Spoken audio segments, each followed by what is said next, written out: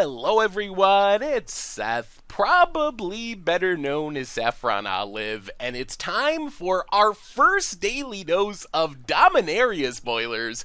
So, as you know, there was a big leak of Dominaria cards, but we kind of talked about them a little, but mostly we've been trying to wait because Wizards is doing an official spoiler season which kicked off today. So while some of the cards we'll talk about, if you read over that leak, you might have seen in the past, we haven't really discussed most of them full-fledged. So we still have a ton of stuff to talk about it, not only with some of the old cards being confirmed and getting art, but with some new cards as well. So let's jump right into it, starting with our one mythic for the day, and this is Phyrexian Scriptures. So this card shows off a whole bunch of stuff that's exciting about Dominaria. A new card type in Sagas, a cool new take on enchantments, also a new card frame, the tall art, the full frame art.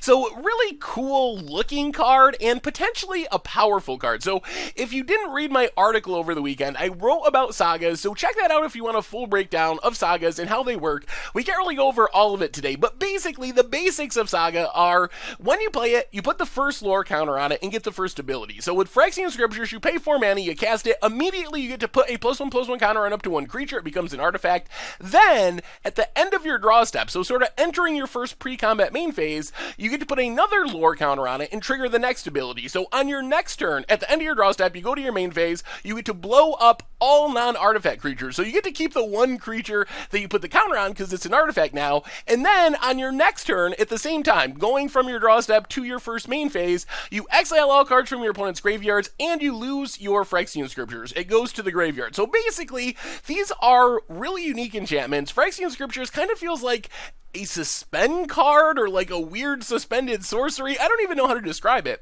As far as how Phyrexian Scriptures plays, it's kind of like a really slow Damnation. The easiest way to think of this card is Damnation with Suspend 1. This is, of course, assuming your opponent's not playing artifacts. That could mess up your plans. But basically, you play this for 4 mana. You know, at the start of your next turn, you're going to get to blow up the entire board, and if you're lucky, you might get to keep a creature or two. So the thing is, your opponent's also going to know this, which makes the timing a little bit weird. Like, your opponent's going to know that everything's going to get blown up on your next turn, so they're probably not going to just keep playing their creatures, so you lose some of that surprise factor. But the upside is, you kind of get a Plague Wind type effect, because you get to keep your own creatures potentially. Like, not only do you keep one creature by making it an artifact, but if you're playing artifact creatures, you keep them naturally, because it only blows up non-artifact creatures. Plus, that's not even considering that because you spend your mana to cast it, and then get the lore counter abilities for free, the turn that you blow everything up, you actually have all your mana available, so you can immediately rebuild your board, so it kind of naturally breaks the symmetry of the Wrath. So I feel like that's mostly where we're going to see Phyrexian Scriptures in Standard, is like a weird slow Wrath. Definitely artifact decks can take even more advantage of it. Gonna depend a little on the meta. If everyone's playing artifacts, it gets a little bit weaker, but it definitely has a lot of potential power, because if you think about it, it is wrathing the board at the same time Fumigate would. Like, casting Fumigate for 5 mana is basically the same timing as casting this for 4 mana and waiting 1 turn. You're still sweeping the board on turn 5. So as far as timing, it compares pretty well to the rest that we currently have in Standard. Plus, you get that interesting upside where you can potentially break the symmetry with artifacts. You can also do some sweet tricks, especially in older formats with Phyrexian Scriptures, flickering it with Flicker Wisp to reset it to keep blowing up the board over and over again, Starfield Nix to reanimate it once it goes to the graveyard, Power Conduit to manipulate the counters. So there's a bunch of different ways you can manipulate stuff. Not as many of those in Standard, a little bit harder to do, but definitely a really fun card, really unique card, really cool looking card. I love the new frame, so it'll be interesting to see the rest of the sagas. There's a bunch in the set. We got one more to talk about later today, but it'll be interesting to see how they actually play. Hard cards to evaluate because they're so unique. Speaking of Wrath, we do have one straight up Wrath in Urza's Ruinous Blast, and this card actually shows off a bunch of stuff as well. So with Dominaria, we are getting a new card frame for Legends. You can see kind of the squiggly card frame, so it lets you know the card is legendary, and this card also shows off legendary sorceries. So legendary sorceries are exactly like normal sorceries, except you can't cast them unless you have a legendary creature or a planeswalker, which all planeswalkers are legendary now, so basically you need one of those things to even cast it. For this restriction of needing a legend, you actually get a ton of power. Urza's Ruinous Blast exiles all non-land permanents that aren't legendary. So this is a really powerful Wrath effect, assuming you're built around it to the extent where you can cast it regularly. There's some clunkiness. If you don't have the legends, your opponent kills your planeswalkers, kills your legendary creatures, you can get stuck with it in your hand, but the upside is immense. 5 mana to exile everything. Gets rid of Hazarets and Scarab Gods, all those annoying creatures that keep coming back thanks to exile. Plus, you can kinda turn it into a Plague Wind, like we were talking about with Phyrexian scriptures, because you can just play legends. So this is almost like Phyrexian scriptures. You play artifacts, you break the symmetry. Urza's Ruinous Blast, you just play a bunch of legends and you naturally break the symmetry that way as well. So if there is a deck that's controlling and playing a lot of legendary cards, I think Urza's Ruinous Blast suddenly becomes the best Wrath for that deck in specific. We'll have to see how the risk works out. The problem of not being able to cast it sometimes is real. It is a concern, but I think the upside of this card, assuming you have 10 legends, 15 legends in your deck, is really, really, really high, especially in our current standard where Scarab God and Hazoret are two of the must-deal-with cards in the format. Next on our list, we have perhaps my favorite card of the day, Firesong and Sunspeaker. So one of the themes of Dominaria is legends. This is our first legendary creature we've looked at. For 6 mana, you get a 4/6. Meh. Legendary creature, Minotaur Cleric. Okay, whatever. But it has some super sweet abilities. So red instants and sorceries you control have lifelink. White instants and sorceries, when they gain you life, you get to deal 3 damage to a creature or player. So you turn your life gain spells into essentially like lightning helixes or lightning bolts. So this card, obviously going to be insane in Commander. Super, super fun there. That's one of the best parts of having so many legends in the sets, is it's really going to give Commander players a ton of options. But I think there's some other cool things you can do with this card as well. So the abilities are like somewhat reminiscent of Soulfire Grandmaster, somewhat reminiscent of Taminoa, the turning your non-creature damage or instant and sorcery damage into lifelink. It is a nice upside. Of course, the downside is you're spending a lot more mana on Firesong and Sunspeaker, but you do get some benefits. So for example, the first thing I thought of with these cards are things like Lightning Helix and War Leader Helix. So these are spells that just do insane things with Firesong and Sunspeaker. So let's say you have Firesong and Sunspeaker out. You cast a Lightning Helix, you get 3 damage from Lightning Helix, you also gain 3 life from Lightning Helix, but then since it's a red instant or sorcery has lifelink, so you gain 3 more life, so you're gaining 6 life in total for 2 mana, plus since it's a white instant or sorcery that's gaining you life, it deals 3 more damage. So Lightning Helix with Firesong and Sunspeaker becomes 2 mana, 6 damage. You can even split it up, gain 6 life, which is absolutely absurd. War Leader Helix, kind of the same way. You get 8 damage and gain 8 life for 4 mana. So I don't know if this can actually work because Firesong and Sunspeaker is just so expensive for a format like Modern where these cards are legal. But if you're building around it in Commander, definitely keep these cards in mind because normally Lightning Helix wouldn't be Commander playable or at least a staple. But in Firesong and Sunspeaker, the upside is so huge you want to consider them. As far as standard, I mean, you can play it, give your Lightning Strike lifelink, that's fine, I guess. You gain a little bit of life, build your own Lightning Helix. What I'm most excited for, though, is going super deep and trying to Starve Extinction. So with Starve Extinction out, you cast it, you got your Firesong and Sunspeaker, you just gain, I don't know, close to infinite life in Standard. Let's say there are 10 creatures on the battlefield, maybe a Planeswalker or 2 in the mix, you're gaining like 200 life when you cast Starve Extinction, because it's dealing 20 damage to each thing.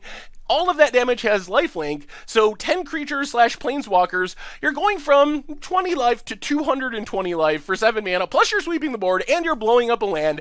So I think that there's some really cool things you can do there. I mean, a more competitive version of this might be Hour of Devastation, which doesn't actually kill Firesong and Sunspeaker, so it survives the damage, and you're gaining 5 life for each creature or planeswalker on the battlefield, which is still a huge life swing. So we'll have to see if there's a deck that can take advantage of that, either as a main deck plan or as a sideboard plan.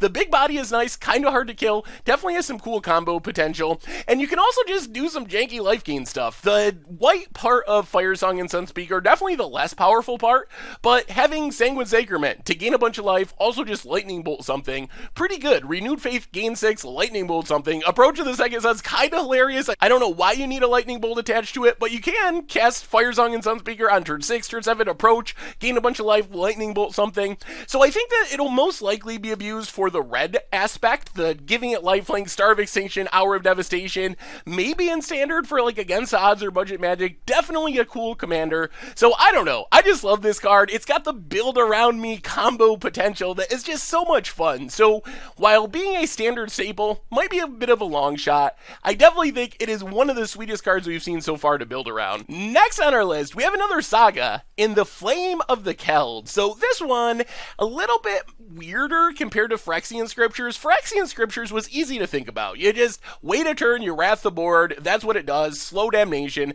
This one, you start with a big downside. You cast it for 2 mana, you have to discard your hand. On the next turn, you draw 2 cards, so you refill a little bit. On the turn after that, you get to add 2 to any damage that was dealt by a red source. So that is potentially a lot of damage. This is kind of reminiscent of Pyromancer Swath. That's the first thing I thought of. You get the +2 damage, although Pyromancer Swath only for instant or sorceries, not just red stuff in general, which means Flames of the Keld a little less restricted than Pyromancer Swath, but you have the +2 damage, you have the discard your hand part, and then you kind of get a divination thrown in. So Pyromancer Swath was played in Modern at one point. It's been a while, but it was a way to like speed up the grape shot kill. Things have changed in the format. People don't really do that anymore. It's not really necessary to do that in the newer builds of Storm, but we have seen an effect similar to Flame of the Keld get played in Modern in the past. However, we don't have a grape shot in Modern. We don't actually have any sort of combo-y potential like that in Modern. So where I'm most excited about the Flame of Keld, at least for Standard, is potentially in Ramanamp Red. Like, Ramanamp Red is a deck that empties its hand really quickly, so discarding your hand isn't necessarily a downside, and then drawing 2 cards is kind of nice. It's like a Bombat Courier type effect almost.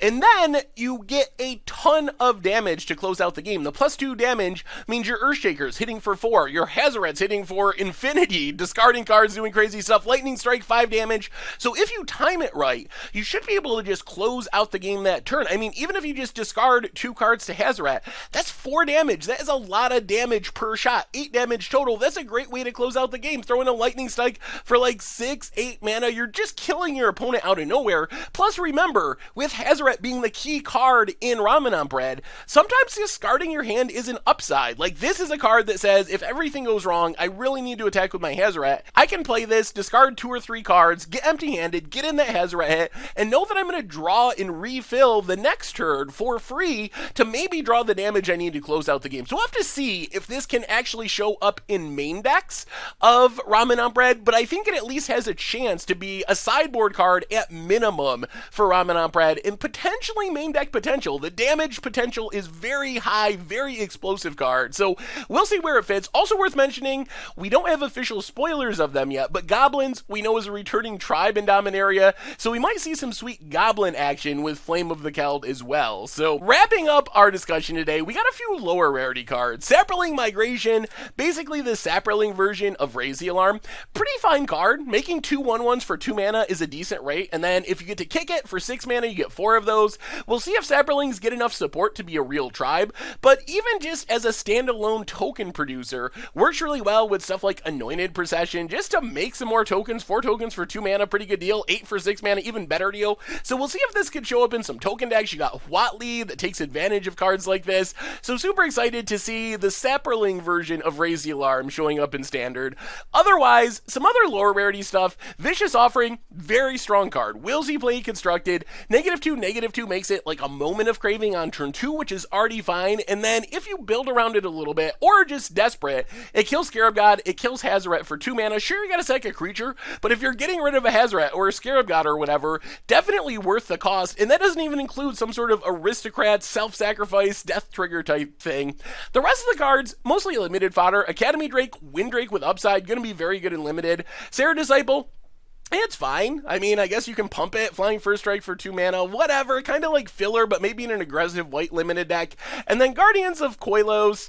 I mean, returning cards to your hand is fine. Maybe there's some combo potential that I'm not seeing, but a little expensive, not an insane rate for its cost. Anyway, that has been our daily dose of Dominaria spoilers for today. So what do you think? What do you think of these new card frames? What do you think of the sagas? How powerful is the Flame of the Keld? How powerful is Phyrexian Scriptures? What crazy things can we do with the life-gaining abilities of Firesong and Sunspeaker? How good is Urza's Ruinous Blast? Like, are Are legendary sorceries playable, or are they too much work to build around? How many legends in your deck do you need to make them work? What about the lore rarity stuff? Are you excited for the return of Saprolinks? Vicious Offering, is that the answer we've been waiting for Hazoret? Let me know in the comments. I'm super hyped for this set. I'm super excited. It looks amazing. I love essentially everything about it so far. So anyway, let me know what you think in the comments. Thank you so much for watching. I hope you enjoyed the video, and I will talk to you soon. Thanks for watching the video. If you enjoyed it, help us out by clicking that like button down below. And to keep up on all the latest and greatest, click that subscribe button. And don't forget to hit that bell icon to get alerts whenever we have new videos. And if you want to, check out some of our other sweet videos here and here.